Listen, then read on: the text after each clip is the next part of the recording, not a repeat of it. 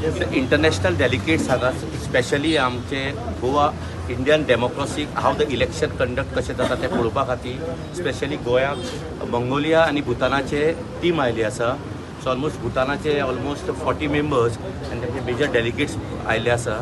They want to see how the electoral procedure going in a democracy of largest democracy in India, how it is conducting the election.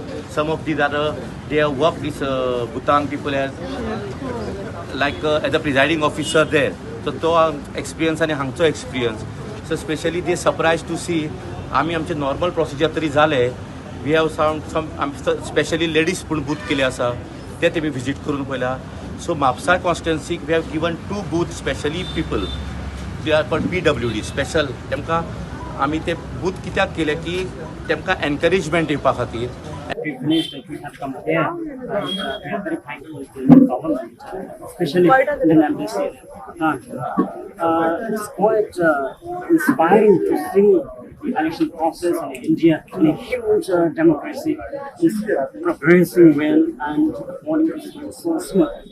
Especially the pollings in Goa, they are very functioning smoothly, and each polling stations they have thematic sections. We have considerations for PWD.